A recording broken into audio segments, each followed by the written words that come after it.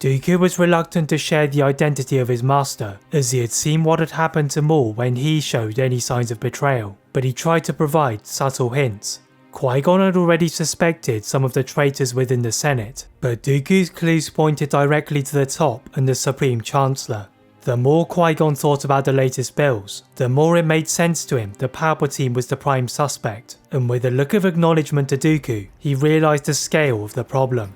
Palpatine had been in the political scene for well over a decade, and to cut the tendrils of his influence, Qui-Gon needed help from both sides of the upcoming war. Dooku offered Qui-Gon protection and immunity from his separatists, but in return, he wanted Qui-Gon to act as an agent between the Jedi and himself. Qui-Gon agreed to Dooku's proposition, and as the Kaminoans circled back to their location, Dooku headed back to his ship, whereas Qui-Gon summoned his astromech droid from his ship. Qui-Gon's R2 unit was not pleased by his master's parking spot, so it had decided to move to the underside of the platform. Now it was summoned to go inside of the building, and with the rocket boosters ignited, it glided over the top of the Kaminoans to its owner. Qui-Gon quickly connected an interface cable from the central cloning chamber to the astromech, and as the data was being transferred, the door to the large room unlocked. The quiet voices of the Kaminoans grew louder, just as Qui-Gon completed the transfer, and to avoid them hearing his footsteps, Qui-Gon and his astromech moved from behind one cloning chamber to another, until he spotted the Kaminoans turning around, and mounted the astromech to an upper floor. Whilst Qui-Gon had managed to get himself out of the complex, his astromech had unfortunately left a damp trail in the complex from the rain outside.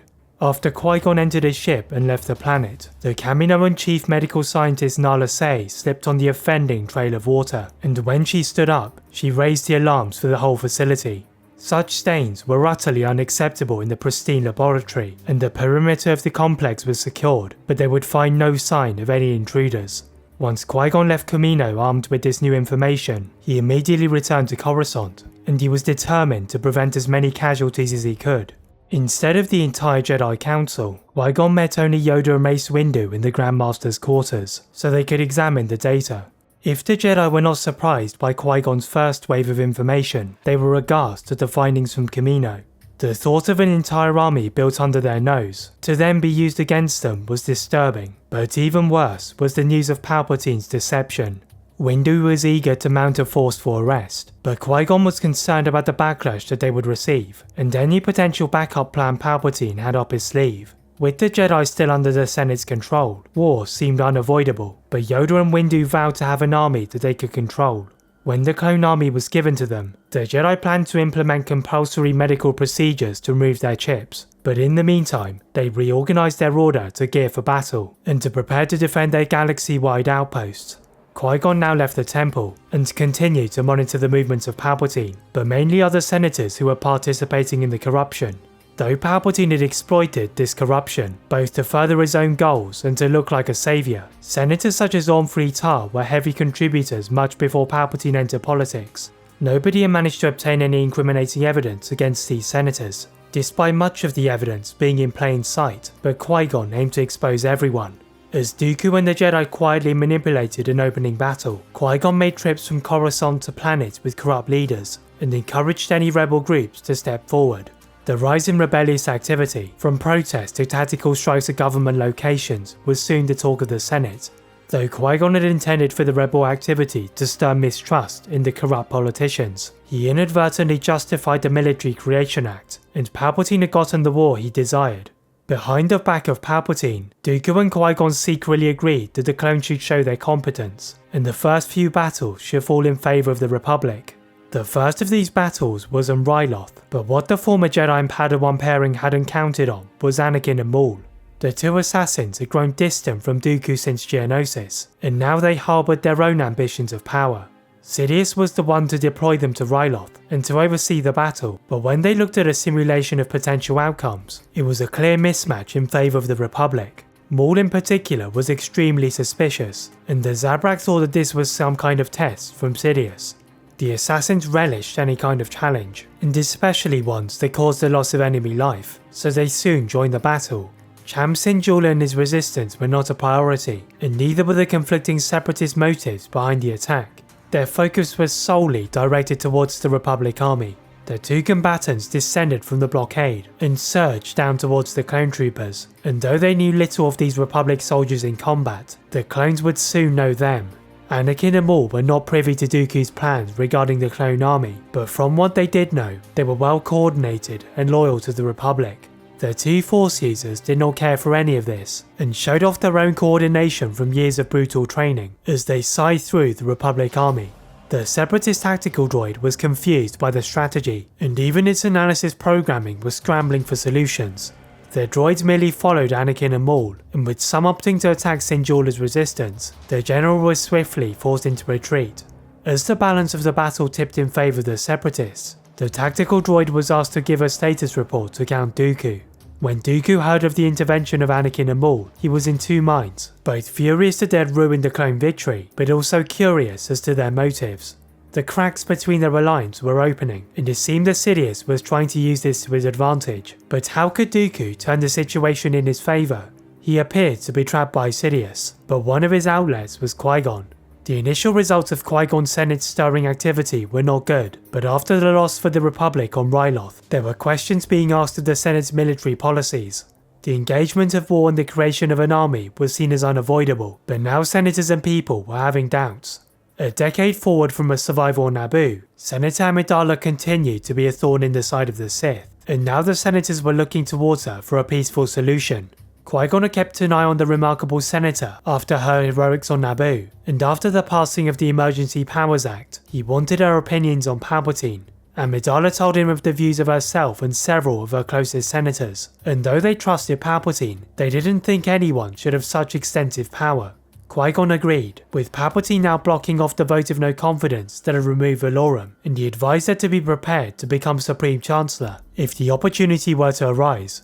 Now the moment was approaching, but unless they could end the Separatist crisis, there was no way of overthrowing Palpatine. The news of Amidala's potential defiance of Palpatine spread from Qui-Gon to Dooku, and the peace faction of Dooku's Separatist Senate were now raising their voices. Amidala and Mina Bonteri met in a secret conference meeting, and together they laid out the plans for peace, whilst Dooku and Qui-Gon prepared to cut off the production of the clone and droid armies. Word of the peace talks did not remain secret, and Palpatine was incensed. The Sith Lord ordered the senators to be eliminated at once, and once again he employed Anakin and Maul, as he was intrigued to see how Dooku would react. The CIS leader was preoccupied with efforts to convince the corporate alliance that shutting down the droid factories was actually more profitable. Though he had initially wanted the Clone War, Dooku was having second thoughts, as it only gave Palpatine more power, and also gave him more opportunities to spread his corruption. The revelation that Qui-Gon was still alive had also altered his thinking, and he was beginning to question the events on Naboo over a decade ago. Though Dooku had fallen too far to be redeemed, his distance from his master had reached breaking point, and now was the time to make his move. Palpatine had deliberately leaked the intel of Anakin and Maul's imminent assassinations, but Dooku believed this to be the work of his spies, and he tracked the next meeting of the senators to Onderon. Dooku had recently taken over the world and placed his own king in charge, and it happened to be one of the worlds Qui-Gon had already visited as he tried to expose corruption. The Separatist leader reached out to his former Padawan, and he told him that Onderon was the place where they could defeat Anakin and Maul. Qui-Gon was skeptical of eliminating Anakin and Maul, as he still partially believed that Anakin was the chosen one, and also Sidious could easily replace his assassins with others. Nevertheless, Qui-Gon warned the Jedi Council of Dooku's plans, and not to anyone's surprise, Palpatine was not on Coruscant. A talk with Masamida only revealed that Palpatine was on a diplomatic mission, but the Jedi could read between his words, so they mobilized to go to Onderon.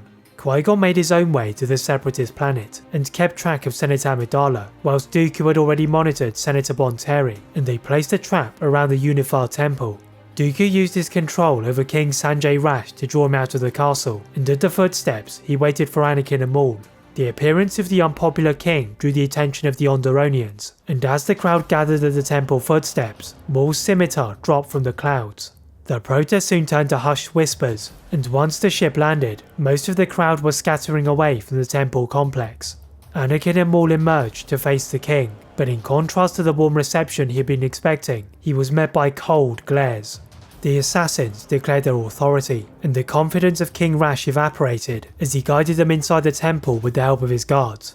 whilst Anakin and Maul chose suitable vantage points to watch their targets, who were set to meet at the temple and talk with the imprisoned King Dendar. Qui-Gon had already arrived and met with the local militia. Steela and Saw Gerrera laid out the schematics of the temple and its surroundings, and Qui-Gon added his own input to account for potential reinforcements. Dooku's intelligence soon alerted them to the impending arrivals of the senators, and with a tracking beacon placed on the underside of their ship, Qui-Gon planned to intercept them before they landed. The former Jedi leapt into his starfighter, and with the senator's shuttle in his sights, he elevated his ship above the shuttle. The senators identified the intent of the starfighter, and the pilot lowered the shuttle on their command. Rather than the designated landing spot just outside of the temple, Qui-Gon escorted them to a clearing in the woods by the rebel encampment. When the slightly shaken senators left the ship, Qui-Gon apologized for the deception, and he quickly explained the situation. Though Amidala wanted a peaceful alternative, the enormous fleet which suddenly darkened the skies eradicated such an option, as the Jedi's army had arrived to form a blockade. The Jedi deployed scouts from Onderon's neighbouring worlds, but none of them spotted the presence of Palpatine. Nevertheless, the fleet led by Grandmaster Yoda acted on Qui-Gon's initial information, and squadrons led by Jedi descended on Onderon. Anakin and Maul's spy droids spotted the vast movements, and they soon realised that this was an ambush. The plans of the assassins changed to escape, and from their location, they saw Jedi landing several miles from the temple, so their time to escape was now. Maul leapt from his position and down towards his ship, whilst Anakin provided a distraction for the blockade. The younger of the assassins moved to the back of the temple in a blur, and as he heard the despairing cries of King Rash, Anakin activated the temple's dormant droid defences, which were installed after Dooku's occupation of the planet. The droids were a mixture of B1 and B2 battle droids, but he hoped that they would be enough, and he could hear the Jedi growing closer. The clone troopers were now in shooting distance, so Anakin force-pulled a B2 battle droid into the air and swiveled it in all directions to protect him. The blaster fire from the droid scattered the ground and the woods, and the Jedi responded by counter-rotating the droid to face the retreating Anakin.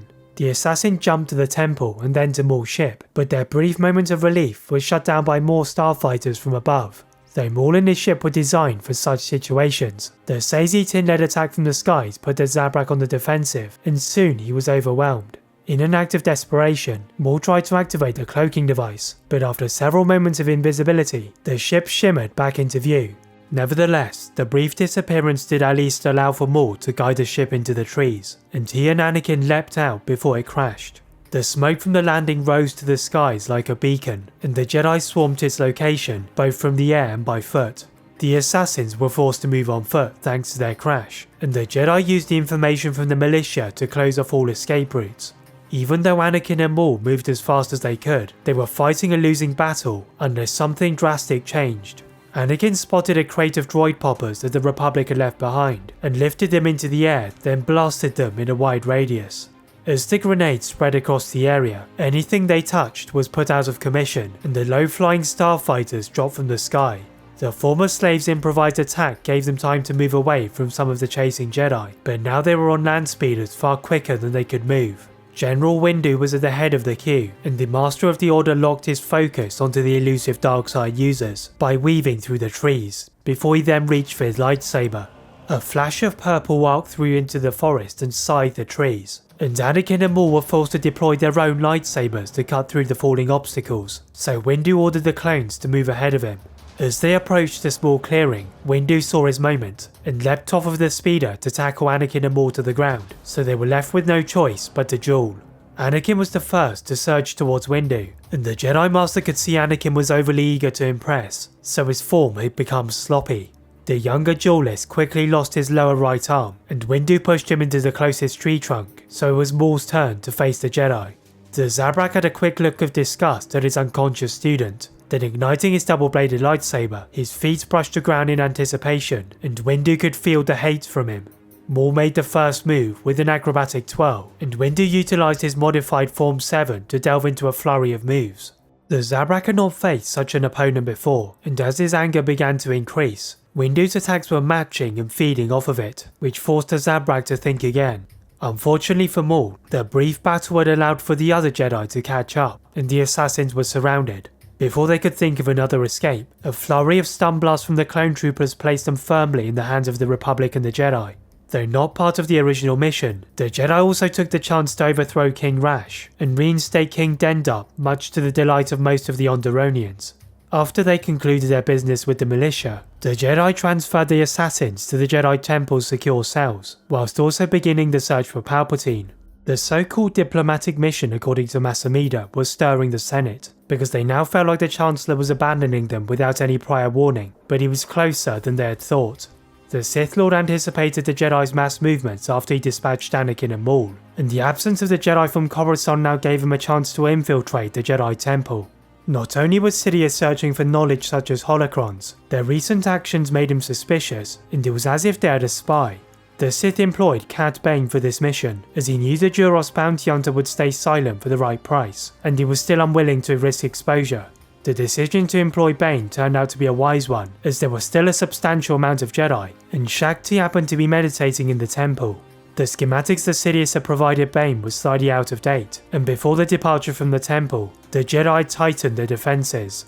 Every millimetre was now monitored by either a Jedi or the temple security, and Bane was forced to retreat when he triggered an alarm, as he tried entering the network of ventilation shafts. Sidious was furious when Bane reported his failure, and even more so when Bane claimed that Sidious had given him incomplete information. The Sith Lord was tempted to constrict Bane's breathing tubes, but ultimately decided against it as he had other uses for him, and switched off the transmission. Although Bane had failed, the late changes to the temple's security confirmed to the Sith that he had a spy amongst his ranks.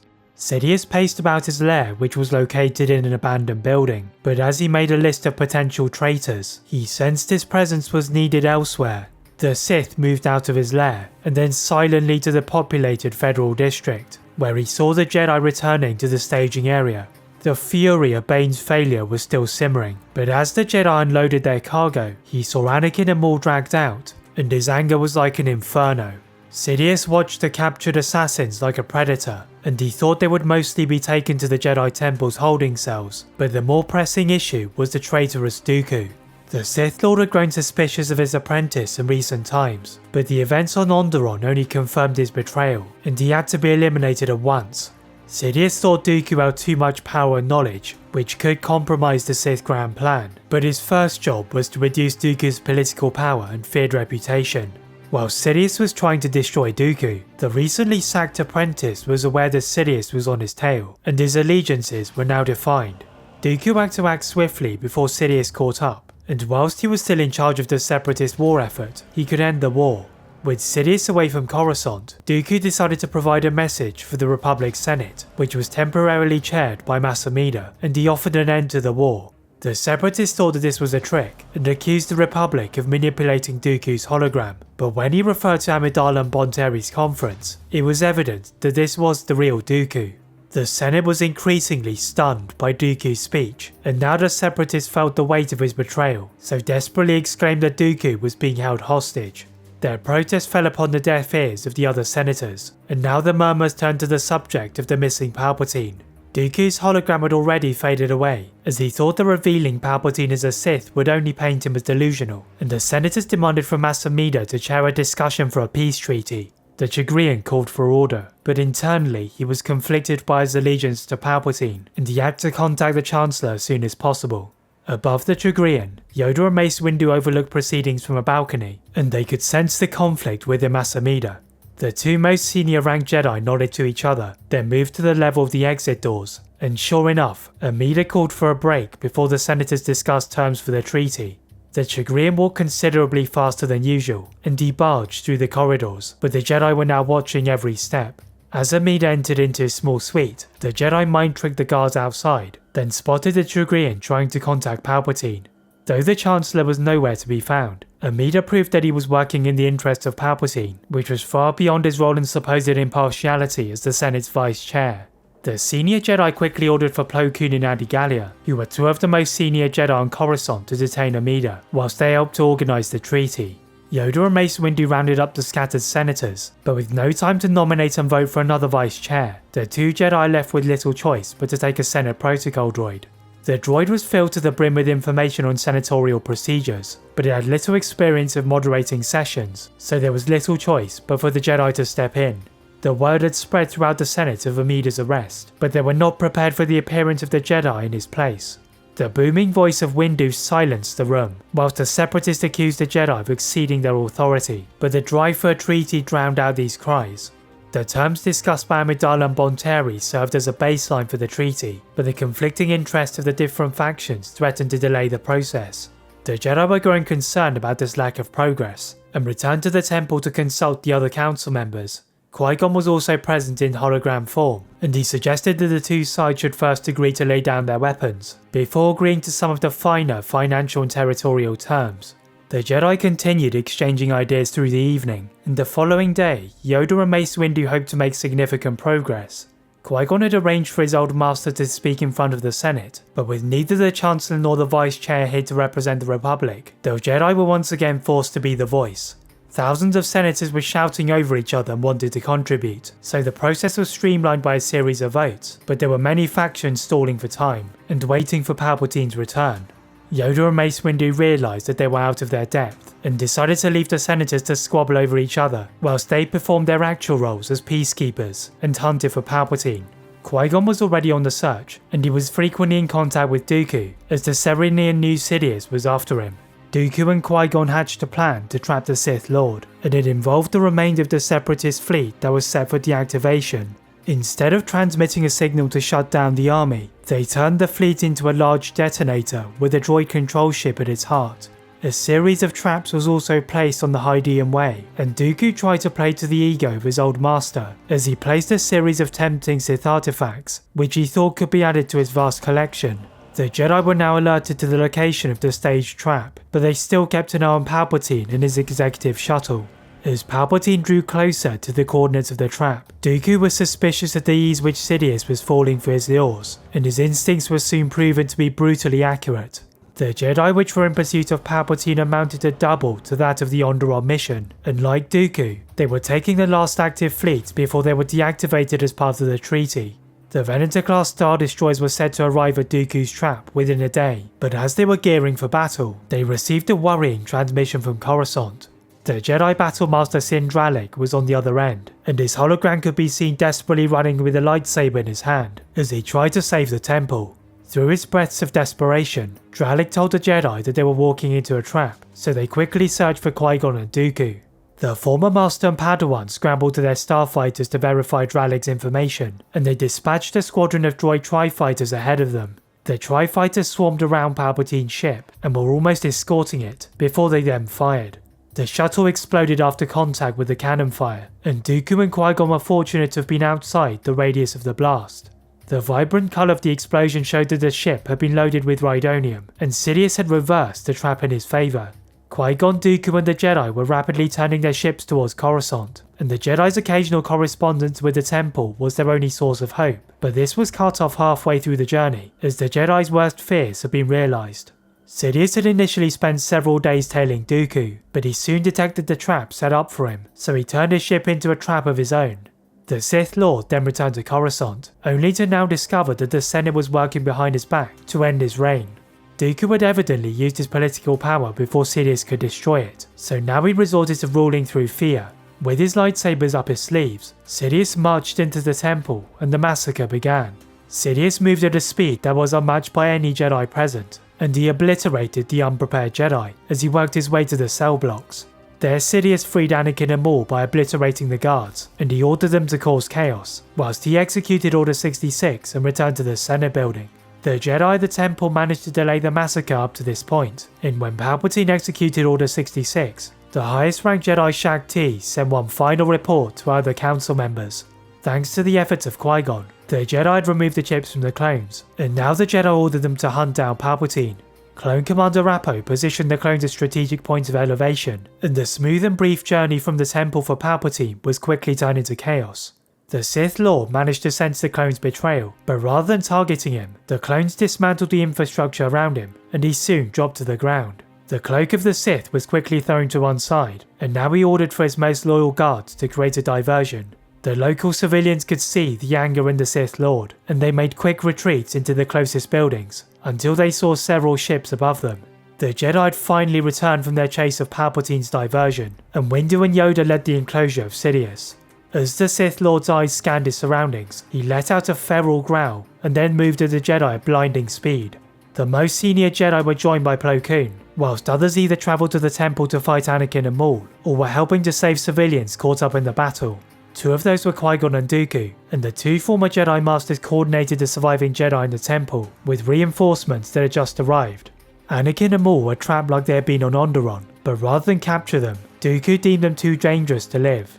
Qui-Gon looked regretfully at Anakin, but the boy he had met on Tatooine was gone, and Dooku decapitated the assassins. Even from the inside of the temple, they could hear the scream of Sidious, not just at the loss of his assassins, but also his own demise. The three Jedi Council members were pushed to and beyond their limits, but they finally defeated Sidious. In the aftermath of the battle, the three dark side users were burned to ashes to ensure traces of their evil vanished, but the bigger changes were political. With the reign of Palpatine officially at an end, Dooku's separatists and the Republic reached an agreement, which brought an end to the war. As for Qui-Gon the former Jedi dedicated his time to studying the cosmic force and ensuring future generations had a better understanding of the Force.